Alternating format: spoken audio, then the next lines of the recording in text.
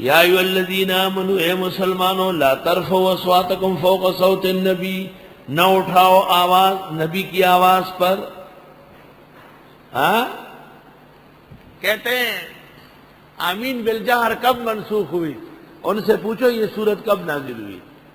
مدینہ منورہ میں نازل ہوئی، 106 نمبر کی۔ پیغمبر تو ایک آدمی ہے، وَلَا الضَّالِّينَ، تو پیغمبر پڑھیں گے نا آمین، اور پیچھے لوگ ہیں آمین، تو آواز اٹھی ہے نہیں؟ تو قرآن پاک منع کر رہے ہیں لا ترفعوا اصواتکم فوق صوت النبی۔ حرم شریف میں نماز پڑھ رہا تھا، ایک مصری سے فارغ بیٹا کا شیخ ماشاءاللہ کا صوتوں کا جمیل، آنا استمع، میں اپنی تلاوت کر رہا ہے، میرے پیچھے لگ گیا، اونچا پڑھو میں سنتا ہوں۔ مغرب کا وقت ہو گیا، مجھے کہتے ہیں آپ نے 2 رکعت نہیں پڑھی، میں نے کہا بخاری میں ہے یہ مکروہ ہے۔ کہ ہم کیا کر رہے ہیں؟ میں نے کہا مکروہات کر رہے ہیں، آپ کے لیے مکروہ کوئی عجیب ہے؟ یہ داڑھی جو منڈائی ہے یہ مکروہ نہیں ہے کیا؟ پھر نماز کے بعد مجھے کہتا ہے ما قلت آمین، میں قلتو ولکن اسررت وانک اعلنت وجہرت وجئت بخلاف السنہ۔ ہاں کان اصحاب رسول اللہ صلی اللہ علیہ وسلم اذا كانوا آمین فكان للمسجد ضجہ۔ میں نے کہا شیخ مسجد کس چیز کی بنی تھی؟ شیشے کی تھی؟ کس چیز کی تھی؟ بخاری میں ہے کھجور کی چالی ہوگی تھی، تو جھونپڑی کے اندر گونج ہوتی ہے۔ مجھے کہتے ہیں کیا مطلب ہے؟ میں نے کہا کذب ظاہر ہے۔ میں نے کہا اور باتیں چھوڑو، میں تمہیں سے یہ پوچھتا ہوں کہ سورۃ حجرات کی یہ آیت نازل ہوئی، اس کے بعد بھی صحابہ نے اس مسجد میں پیغمبر کے پیچھے اتنے زور سے آمین کہا ہے کہ مسجد گونج جائے۔ مجھے کہتے ہیں پھر امام شافعی نے کیوں کہا؟ میں نے کہا کب کہا؟ امام شافعی کے آمین کے مسئلے میں ہے قال الشافعی لا احب الجہر بالتامین، مجھے بھی آمین کا جہر پسند نہیں۔ لا ترفعوا اصواتکم فوق صوت النبی، روح المعانی میں آلوسی نے اور التعریف میں قاضی ایاز نے نقل کیا آداب النبی عند قبرہ کآدابہ فی حیاتہ، قبر رسول کے پاس بھی وہی آداب ہے جو زندگی میں مجلس اقدس کے آداب۔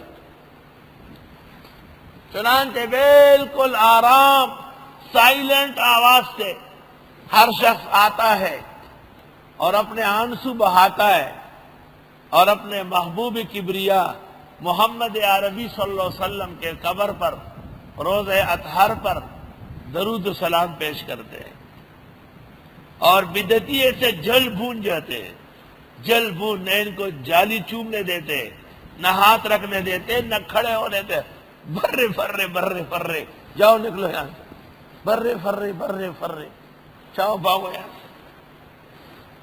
ہاں اللہ آپ کو نصیب فرمائے، انشاءاللہ جاؤ گے۔ سورہ فتح میں آ گیا لَتَدْخُلُنَّ الْمَسْجِدَ الْحَرَامَ انشاءاللہ۔ جس نے اس آیت کو سمجھا اور اس پر انشاءاللہ کہا، وہ ضرور مرنے سے پہلے پہلے کعبے کا دیدار کرے گا انشاءاللہ۔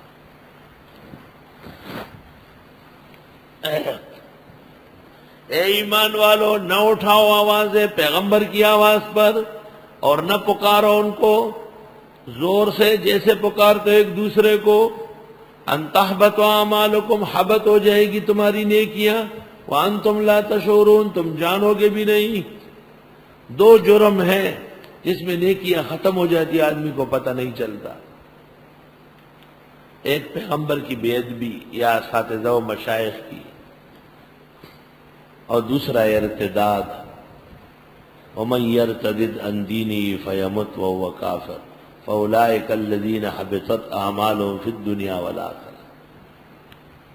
چنانچہ آیت کے نزول پر بعض بڑی آواز والے صحابہ گھروں میں بیٹھ گئے، ان الذین یغضون اصواتهم عند رسول اللہ، بے شک وہ لوگ جو جھکاتے آوازیں پیغمبر کے ہوتے ہوئے، اولئک الذین امتحن اللہ قلوبہم للتقوی، ان لوگوں کے امتحان دلوں کا لیا اللہ نے تقوی کے لیے، لہم مغفرۃ واجر عظیم، ان کی بخشش ہوگی اور بڑا اجر۔ اور سن لو، فرمایا آواز نہیں اٹھاؤ نبی کی آواز کے سامنے۔ اب بدعتی کہتا ہے کہ پیغمبر خیر کی مجلس میں آتے اور وہ پڑھتے ہیں آ گیا تاج والا۔ جب تشریف فرمائے آقا نامدار صلی اللہ علیہ وسلم اور یہ لاؤڈ سپیکر سے بلند آواز سے اپنے گانے ترانے پڑھتے ہیں تو انتحبط اعمالکم، ان کی تمام نیکیاں حبط ہے۔ اور یہ کہتے ہیں پیغمبر موجود ہے، اور قرآن میں اذا كنت فیہم فاقمت لهم الصلاۃ، آپ کی موجودگی میں نماز آپ پڑھائیں گے۔ بخاری میں ابو بکر بھی نہیں آگے ہوئے، پیچھے ہٹ گئے، تو ان کی امامت بھی باطل اور ان کی نیکیاں بھی باطل۔ بے شک وہ لوگ جو جھکاتے اپنی آوازیں اللہ کے رسول کے سامنے، جھکانے والے صحابہ تھے، جھکانے والے دیوبندی ہیں۔ اولئک الذین امتحن اللہ قلوبہم للتقوی، یہ وہ لوگ ہیں کہ امتحان لیا اللہ نے ان کے دلوں کا تقوی کے لیے۔ امتحان ہونے والا ہے، امتحان سے ڈرنا نہیں، کیونکہ آپ تو بہترین امتحان دیں گے، خاص کر جو سوئے ہوئے ہیں، اور لال و جواہرات لکھیں گے۔ امتحان کس نے لیا؟ امتحان اللہ، اللہ تعالیٰ ممتحن ہے۔ امتحان کس چیز کا ہے؟ جگہ کون سی ہے؟ ان کے قلوب کا۔ اللہ، مضمون کیا ہے؟ تقوی۔ انعام کیا ملا؟ مغفرت اور اجر عظیم۔ 23 کو دعا، 24 کو امتحان، 25 کو انعام۔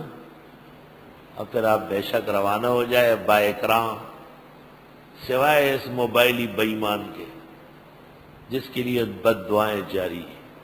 اس کو چاہیے تھا کہ درس ختم ہونے کے بعد یہاں لا کے جمع کرتا کہ یہ موبائل ہے، مجھ سے غلطی ہوئی ہے، آپ کو تکلیف ہوئی، ہم کہتے چلو معاف، بات ختم۔